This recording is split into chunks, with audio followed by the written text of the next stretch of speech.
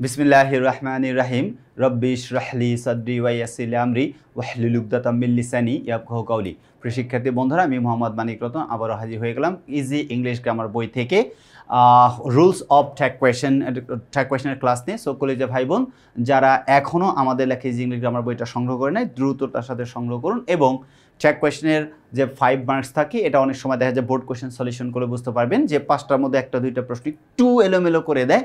তো আপনার যত কঠিন প্রশ্ন হোক না কেন, ইনশাল্লাহ যে সমস্ত কলেজে ভাই বোন আমাদের লেখা ইজি ইংলিশ গ্রামার বইটা সংগ্রহ করবেন, আপনি প্রশ্নের সঠিকভাবে জবাব দিয়ে আসবেন ইনশাল্লাহ। সো কলেজে ভাই বোন, এখন আমরা দেখব 24 নাম্বার রুল। অ্যাডজেক্টিভের পূর্বে দা থাকলে অ্যাডজেক্টিভটি প্লুরাল কমন নাউন হয়ে যায়। এটা জানি, যে কোনো অ্যাডজেক্টিভের পূর্বে যদি দা থাকে ওটা প্লুরাল কমন নাউনের আচরণ করে। The rich, the poor, the famous, the blind, the virtuous, এগুলো হচ্ছে প্লুরাল কমন নাউন। আচ্ছা, যেমন দ্য রিচ আর নট অলওয়েজ হ্যাপি।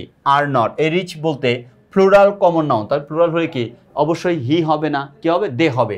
তাহলে আর নট তো দেওয়াই আছে, নট, আমি কি আর নট লিখতে পারবো না, কি লিখবো আর, তাহলে আর দে। দ্য ব্রেভ আর অনার্ড, তার মানে আনসার স্টেটমেন্টটা দেওয়া আছে হচ্ছে অ্যাফার্মেটিভ, আমাকে আনসার লিখতে হবে নেগেটিভ। আনসার কি লিখতে হবে, নেগেটিভ। তার মানে আর এর সাথে নয় আরেন্ট। আর দ্য ব্রেভ বলতে পৃথিবীর যত সাহসী মানুষ আছে সবাইকে বোঝানো হয়েছে, এই জন্য আনসার হবে আরেন্ট দেই। এবার যদি আমরা রুল নম্বর 25-এর দিকে তাকাই, প্রবাদ বাক্যের ক্ষেত্রে সাবজেক্ট ও ভার্ব নির্ধারণ করা না গেলে ট্যাগ কোয়েশনে ইজেন্ট ইট বা ডাজেন্ট ইট ব্যবহার করতে হয়। ইজেন্ট ইট বা ডাজেন্ট ইট ব্যবহার করতে হয়। যেমন প্রথমে বলতে দেখেন গ্রাস্প অল লস অল, তার মানে ঠিকঠাক মতো বোঝা যাচ্ছে না যে গ্রাস্প অল লস অল কোনটা হয়েছে, মানে সাবজেক্ট ভার্ব এগ্রিমেন্টের ইয়াগুলা প্রবাদ বাক্যের নির্ধারণ করা যাচ্ছে না, এজন্য লিখবো ইজেন্ট ইট অথবা ডাজেন্ট ইট, ইজেন্ট ইট অথবা ডাজেন্ট ইট। কমপ্লেক্স সেন্টেন্স বা জটিল বাক্য মেইন ক্লজে সাবজেক্ট এবং ভার্বের উপর ভিত্তি করে ট্যাগ কোয়েশন করতে হয়। মনে রাখেন কলেজে ভাই বোন, কমপ্লেক্স সেন্টেন্সের ক্ষেত্রে সবসময়ের জন্য অর্থাৎ প্রিন্সিপাল ক্লজে ট্যাগ কোয়েশন করতে হয়, অর্থাৎ মেইন ক্লজ যেটা, এটা ট্যাগ কোয়েশন করতে হয়। যেমন if it rains I will not come, এখানে দুইটা বাক্য আছে, একটা হচ্ছে ইট রেইনস, একটা হচ্ছে ইট রেইনস, একটা কি ইট রেইনস, একটা হচ্ছে ইট রেইনস, আর একটা হচ্ছে আই উইল নট কাম। তাহলে আমার এখানে দুইটা বাক্য আছে, কয়টা বাক্য আছে, আমার বাক্য দেওয়া আছে দুইটা। তাহলে বাক্য যদি দুইটা দেওয়া থাকে, মনোযোগ দিয়ে খেয়াল করবো, বাক্য যদি দুইটা দেওয়া থাকে তো আমাকে কি করতে হবে, বাক্য দুইটা দেওয়া মানেই সাবঅর্ডিনেট ক্লজটাকে কখনো ট্যাগ কোয়েশন করা যায় না, প্রিন্সিপাল ক্লজে ট্যাগ কোয়েশন করতে হয়। তো এখানে প্রিন্সিপাল হচ্ছে আই উইল নট কাম, তাহলে নেগেটিভ দেওয়া আছে, আনসার হবে উইল আই। আনসার কি হবে, will I. Though it was raining Abir went outside, দেখেন it was raining Abir went outside, এখানে দুইটা ক্লজ, একটা হচ্ছে ইট ওয়াজ রেইনিং, এটা হচ্ছে সাবঅর্ডিনেট ক্লজ, আর একটা হচ্ছে আবির ওয়েন্ট আউটসাইড, এটা হচ্ছে প্রিন্সিপাল ক্লজ। তো আমাকে প্রিন্সিপাল ক্লজে ট্যাগ কোয়েশন করতে হবে। ওয়েন্ট আছে, এটা ভি2 আছে, তো ভি2 থাকলে ডিড ব্যবহার করতে হবে।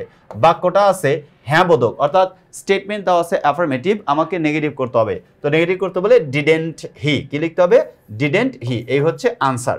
আমরা যদি 27 নাম্বার দেখি, কম্পাউন্ড সেন্টেন্সে দ্বিতীয় ক্লজে ট্যাগ কোয়েশন করতে হয়। কম্পাউন্ড অ্যান্ড অর বাট দ্বারা যুক্ত, মনে রাখবো কবিতা ভাই বোন, অ্যান্ড অর বাট দ্বারা যুক্ত দুটি বাক্যের ক্ষেত্রে সবসময়ের জন্য দ্বিতীয় বাক্যে ট্যাগ কোয়েশন করতে হয়। যেমন Amina is poor but Amin is rich, তার মানে বাট দ্বারা দুইটা ক্লজ আছে, দ্বিতীয় বাক্যে সবসময় ট্যাগ কোয়েশন করতে হবে। তাহলে দ্বিতীয় বাক্য হচ্ছে আমিন ইজ রিচ, এটা কি আছে, আমিন ইজ রিচ, আনসার হবে ইজেন্ট হি।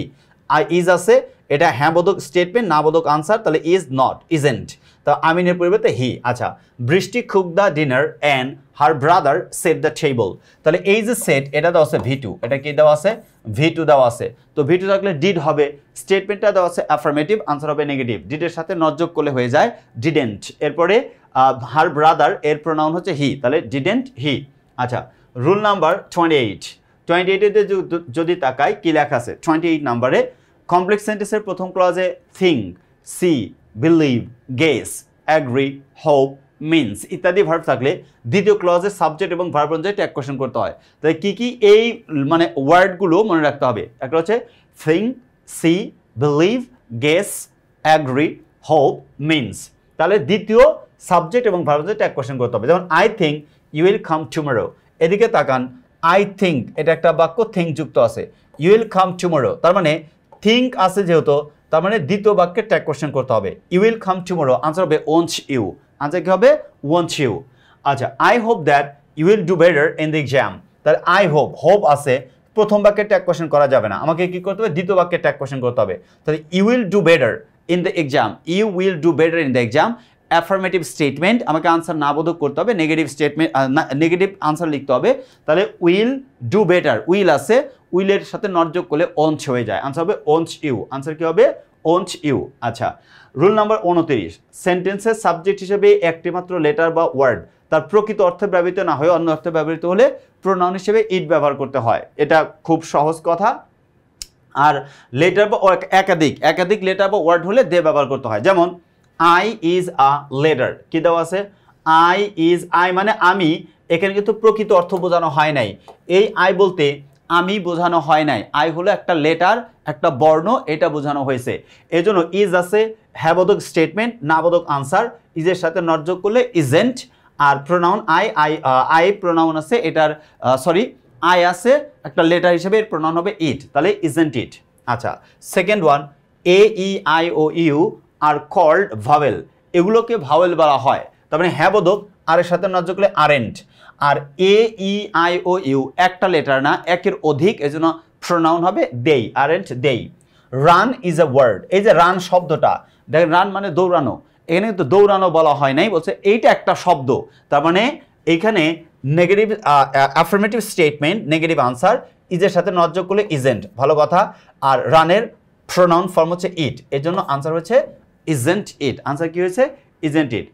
30 নাম্বার রুলস, আমরা 30 নাম্বার রুলসের দিকে যদি তাকাই, যখন বাক্যে ইট ইজ বা ইট ওয়াজ এর পর I you he she they we ইত্যাদি সাবজেক্ট থাকে এবং তারপর হু বা দ্যাট আসে, তখন ট্যাগ কোয়েশ্চেন করার সময় হু দ্যাট ক্লজের ভার্ব এবং সাবজেক্টের পার্সন অনুযায়ী ট্যাগ কোয়েশ্চেন করতে হয়, ইট ইজ ইট ওয়াজ এর সাথে মিল রেখে নয়। যেমন কথাটা বুঝেন, ইট ইজ আই, দেখেন ইট ইজ আই কি দেওয়া আছে, ইট ইজ আই দেওয়া আছে, ইট ইজ আই তারপরে হু, এই কথাই তো বলা হয়েছে তাই না।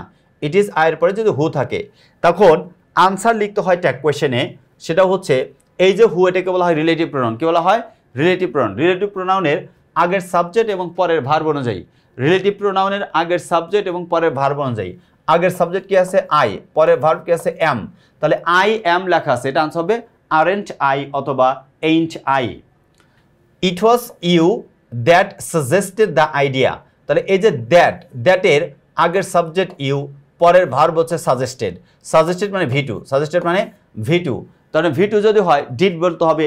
স্টেটমেন্ট দেওয়া আছে অ্যাফার্মেটিভ, আনসার হবে নেগেটিভ, ডিডের সাথে নট যোগ করলে ডিডেন্ট, তাহলে ডিডেন্ট ইউ, আনসার হবে ডিডেন্ট ইউ। রুল নাম্বার 31, শুভেচ্ছা বা গ্রিটিং সূচক বাক্যে আইকে সাবজেক্ট হিসেবে ধরে ট্যাগ কোয়েশ্চেন করতে হয়, মানে যত ধরনের মানে গ্রিটিংস আছে উইশ টাইপের কথা সব আনসার ডোন্ট আই হয়। কেন, এখানে লেখা আছে গুড ইভিনিং স্যার, এখানে আনসার হবে ডোন্ট আই।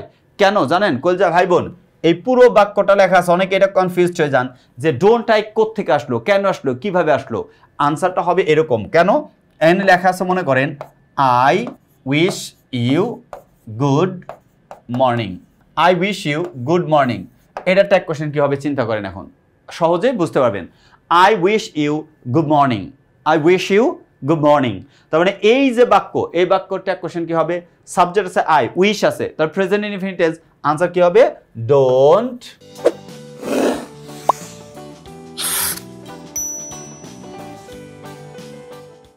ডোন্ট আই কি হবে ডোন্ট আই। উইশ টাইপের যত কথা সব কিছুতেই গ্রিটিংস টাইপের কথা ডোন্ট আই লিখতে হয়। কেন, এগুলা এই পুরো বাক্য আনসার হবে গুড ইভিনিং, মানে বলছে গুড ইভিনিং, মানে এটা পুরো বাক্য লেখা আছে যে I wish you good evening sir, তার মানে আনসার হবে ডোন্ট আই। একইভাবে থ্যাংক ইউ, এটা গ্রিটিংস, এই জন্য আনসার হবে don't I. I wish you thank you, এটা আনসার হবে don't I. Rule number 32, preposition যুক্ত একাধিক ওয়ার্ড দ্বারা গঠিত সাবজেক্টের ক্ষেত্রে প্রিপোজিশনের পূর্বের অংশটুকু সাবজেক্ট হিসেবে ব্যবহৃত হয় এবং সেই সাবজেক্ট অনুযায়ী ট্যাগ কোয়েশ্চেন করতে হয়, তবে প্রিপোজিশন হিসেবে ইন থাকলে অর্থের দিকে খেয়াল রাখতে হবে। ইনটা হচ্ছে ব্যতিক্রম, বাকিগুলা প্রিপোজিশনের পূর্বের সাবজেক্ট অনুযায়ী হবে। যেমন 1 নম্বর এক্সাম্পলে বলছে, দেখেন 1 নম্বর এক্সাম্পল দেখলে আপনার জন্য এটা খুবই ইজি হয়ে যাবে। The gift for mom looks expensive, তাহলে দেখেন দ্য গিফট ফর মম, এখানে কিন্তু দ্য গিফট আছে, মম আছে, মাঝখানে প্রিপোজিশন কি আছে ফর আছে, তাহলে আমাকে ফরের প্রিপোজিশন ফরের পূর্বে সাবজেক্ট দেখতে হবে, কি আছে গিফট আছে, গিফট ব্যক্তি না বস্তু, তাহলে এক্সপেন্সিভ লুকস আছে, প্রেজেন্ট ইনডিফিনিট টেন্স, তাহলে আনসার হবে ডাজন্ট ইট, আনসার কি হবে ডাজন্ট ইট। কিন্তু the soft heart in him never let him do it. The soft heart in him, never let him do it. তাহলে soft heart in him, তার ভেতরে যে soft হার্টটা, let him do it, তাকে এটা কখনো করতে দেয় না। বাক্যটা নেভার আছে, না বোধক আছে, আমাকে আনসার লিখতে হবে হ্যাঁ বোধক। এটা যেহেতু let him, তার মানে প্রেজেন্ট ইনডিফিনিট টেন্স না পাস্ট ইনডিফিনিট টেন্স আছে, আনসার হবে ডিড ইট। আনসার কি হবে? Did it. কেন? কলিজা ভাই এইখানে এই যে লেট, বুঝেন কলিজা ভাই বোন, এলইটি, এই লেটটা হচ্ছে মেইন ভার্ব। এইখানে কিন্তু আমি জানি আপনি বুঝতে প্রবলেম ফেস করবেন, এজন্য বলে দেই, মনে মনে ভাববেন এখানে ডিড ইট কোত্থেকে আসলো, ডিড কোত্থেকে আসলো। এই যে লেট আছে কলিজা ভাই বোন, এটাকে বলা হয় V2, এটাকে কি বলা হয়? V2 বলা হয়। এই লেট লেট লেট অর্থাৎ অনুমতি দেওয়া অর্থে লেট লেট লেট, তার মানে এখানে সাবজেক্ট হচ্ছে the soft heart in him, এইটা হচ্ছে সাবজেক্ট, আর লেট হচ্ছে ভার্ব। তো এখানে লেট যেহেতু দেওয়া আছে, তার মানে এটা V2 দেওয়া আছে। V2 থাকলে কি ডিড হবে, নেভার দেওয়া আছে, আর না তো আর করতে পারবো না, হ্যাঁ করতে হবে। তা did are the soft heart in him, এটা হচ্ছে একটা ফ্রেজ, এর প্রোনাউন ব্যবহার করতে হবে যেহেতু ইনযুক্ত আছে ইট, এই জন্য আনসার হচ্ছে ডিড ইট। আচ্ছা, রুল নাম্বার 33, কোনো সেন্টেন্সে উল্লেখিত সংখ্যা দ্বারা যদি মাত্রা দূরত্ব বোঝায় তবে সাবজেক্টিভ প্লুরাল হলেও সিঙ্গুলারের মতো কাজ করে এবং ট্যাগ কোশ্চেনে সাবজেক্ট হিসেবে প্রোনাউন ইট ব্যবহৃত হয়। যেমন example, 50 Miles is a long way. বোঝার চেষ্টা করেন, দেওয়া আছে 50 মাইলস মানে অনেক দূরত্ব, ঠিক না, কিন্তু একসাথে বোঝানো হয়েছে। এই জন্য বলছে উল্লেখিত সংখ্যা দ্বারা যদি মাত্রা বা দূরত্ব বোঝায় তবে সাবজেক্টিভ প্লুরাল হলেও সিঙ্গুলার ভার্ব ব্যবহৃত হয় এবং এর প্রোনাউন হিসেবে ইট লিখতে হয়। যেমন 50 Miles is a long way, এটা আছে অ্যাফার্মেটিভ স্টেটমেন্ট, আনসার হবে নেগেটিভ। তার মানে ইজ এর সাথে নট যোগ করলে ইজেন্ট ইট। আচ্ছা, example number 2, 10 kilometres is too far to walk. 10 kilometres is too far to walk, তার মানে এই যে ইজ আছে এর সাথে যদি নট যোগ করি তাহলে হয়ে যায় ইজেন্ট, আর 10 কিলোমিটার্স এর প্রোনাউন ফর্ম হচ্ছে ইট, ইজেন্ট ইট। রুল নাম্বার 34, যখন একই বাক্যে অ্যাফার্মেটিভ ও নেগেটিভ দুটি অংশ একত্রে থাকে তখন প্রথম সাবজেক্টের উপর ভিত্তি করে ট্যাগ কোশ্চেন করতে হয় এবং মেইন ভার্বের টেন্স ও সাবজেক্টের পার্সন অনুযায়ী অক্সিলারি ভার্ব ব্যবহার করতে হয়। যেমন আই নট আকাশ, তাই মেইন মনোযোগটা খেয়াল করেন, এর প্রথম সাবজেক্ট কে আই, আর দ্বিতীয় ভার্ব কি অ্যাম, তাহলে I am going to do this, এটা আনসার হবে আরেন্ট আই অথবা ain't I. She not her friends is responsible, তাহলে ইজেন্ট শি, এগুলো সহজ, ইজেন্ট শি। আচ্ছা, আমরা যদি পরেরটা দেখি, রুল নাম্বার 35, ইনফিনিটিভ টু বা জেরান দ্বারা বাক্য শুরু হলে প্রোনাউন ইট হয়, অর্থাৎ কোনো বাক্যের সাবজেক্ট আকারে ইনফিনিটিভ টু অথবা জেরান দ্বারা কোনো বাক্যের সাবজেক্ট ব্যবহার হলে, ইনফিনিটিভ টু অথবা জেরান কোনো বাক্যের সাবজেক্ট হিসেবে ব্যবহার হলে এর প্রোনাউন ইট ব্যবহার করতে হয়, সহজ কথা, ঠিক আছে। যেমন to read book is a good thing, to read বুক এটা হচ্ছে সাবজেক্ট, এটা কি, এটা হচ্ছে সাবজেক্ট, ভার্ব হচ্ছে ইজ, তাহলে স্টেটমেন্টটা হচ্ছে হ্যাঁ বোধক, আনসার হবে না বোধক, isn't it. Swimming keeps you healthy, এই যে সুইমিং এটা হচ্ছে জেরান, উপরে টু রিড বুক এটা হচ্ছে ইনফিনিটিভ, আর পরেরটা সুইমিং এটা হচ্ছে জেরান। যেহেতু জেরান্ড আছে, জেরান্ড হওয়ার কারণে এটা প্রোনাউন হিসেবে ব্যবহার করতে হবে ইট। যদি ইট ব্যবহার করি, কিপস দেওয়া আছে, তাহলে কিপস থাকার কারণে এটা আনসার লিখতে হবে ডাজেন্ট, আনসার কি লিখতে হবে? ডাজেন্ট লিখতে হবে, তাহলে ডাজেন্ট ইট। আচ্ছা, রুল নাম্বার 36, যখন কোনো সেন্টেন্সের সাবজেক্ট দুই বা ততোধিক নাউন বা কম্পাউন্ড সাবজেক্ট দ্বারা গঠিত হয় তখন ট্যাগ কোশ্চেনে প্লুরাল অক্সিলারি ভার্ব বা প্লুরাল প্রোনাউন ব্যবহৃত হয়। এক্সাম্পল, সিফাত অ্যান্ড রিফাত দুই ভাই, এটা একজন না দুইজন, এজন দে হবে, কিন্তু সিফাত অ্যান্ড রিফাত আর টু ব্রাদার্স, আনসার হবে aren't they. His uncle and aunt have arrived, মানে আঙ্কল আর আন্ট আলাদা আলাদা ব্যক্তি, একের অধিক, হ্যাভ আছে তাহলে আনসার লিখতে হবে হ্যাভেন্ট দেই, আনসার লিখতে হবে হ্যাভেন্ট দেই। নোট, কম্পাউন্ড সাবজেক্টটি একটি একক ধারণা বা প্রবাদ বা জোড়া বোঝালে ট্যাগ কোশ্চেনের ক্ষেত্রে কিন্তু সিঙ্গুলার নাউন হিসেবে, যেমন ব্রেড অ্যান্ড বাটার, কি লিখতে হয়? ব্রেড অ্যান্ড বাটার, এটা কিন্তু ইজ ব্যবহার করতে হবে, তখন ইজেন্ট ইটি ব্যবহার করতে হবে, এটা মাথায় রাখেন। আচ্ছা, এক্সাম্পল লেখা আছে a horse and carriage is still popular, তার মানে এই যে আ হর্স অ্যান্ড ক্যারিজ এটা সিঙ্গুলার অর্থে ব্যবহার করা হয়েছে একটা জিনিস, এই জন্য আনসার হবে ইজেন্ট ইট, আনসার কি হবে? Isn't it. যেমন rice and curry taste good, rice এবং কারি একত্র অর্থ অর্থাৎ একক ধারণা বোঝানো হয়েছে, রাইস অ্যান্ড কারি একক ধারণা বোঝানোর কারণে ইজ লেখা হয়েছে বা টেস্ট লেখা হয়েছে, তাহলে ডাজেন্ট ইট, আনসার কি হবে? Doesn't it. Rule number 37, a number of plural noun plus plural verb থাকলে এগুলোর প্রোনাউন দেই ট্যাগ কোশ্চেনে ব্যবহার করতে হয়। Number of singular plural noun plus singular verb থাকলে এগুলো প্রোনাউন ইট ব্যবহার করতে হয়। আর number of students were absent, তাহলে ওয়ারেন্ট দে। আর the number of students is low, তারপরে ইজেন্ট ইট হবে ইজেন্ট ইট, আনসার কি হবে ইজেন্ট ইট। অর্থাৎ প্লুরাল থাকলে লিখতে হবে দেই, আর সিঙ্গুলার থাকলে লিখতে হবে ইট। 38 নাম্বার রুলস, যদি অ্যান্ড যুক্ত দুটি নাউন একই ব্যক্তিকে বোঝায় তাহলে সাবজেক্টটি সিঙ্গুলার হয় এবং এর প্রোনাউন হি সি ত্যাগ কোশ্চেনে সাবজেক্ট হিসেবে ব্যবহৃত হয়। সহজ কথা। কিন্তু যদি আলাদা ব্যক্তি বোঝায় তাহলে সাবজেক্টটি প্লুরাল হয় এবং এর প্রোনাউন হিসেবে দে ব্যবহার করতে হয়, এটা তো আমরা জানি। যেমন the headmaster and secretary was present in the meeting, the headmaster and secretary was present in the meeting. অর্থাৎ এখানে যে হেডমাস্টার সেই সেক্রেটারি, অর্থাৎ একই ব্যক্তি। এখানে হেডমাস্টার এবং সেক্রেটারি একই ব্যক্তি, অর্থাৎ একজন ব্যক্তি। যে হেডমাস্টার সেই সেক্রেটারি, এই জন্য এখানে অজেন্ট হি ব্যবহার করতেছে। কিন্তু the headmaster and the secretary, এই যে দ্য, অর্থাৎ আর্টিকেল যদি দুই পাশে থাকে, আর্টিকেল দ্য দুই পাশে থাকলে আলাদা ব্যক্তিকে বোঝানো হয়। এখানে the headmaster and the secretary were present in the meeting, অর্থাৎ হেডমাস্টার একজন ব্যক্তি, সেক্রেটারি আরেকজন ব্যক্তি, এজন্য the headmaster and the secretary were present in the meeting, answer হবে ওয়ারেন্ট দেই। আনসার কি হয়েছে ওয়ারেন্ট দেই।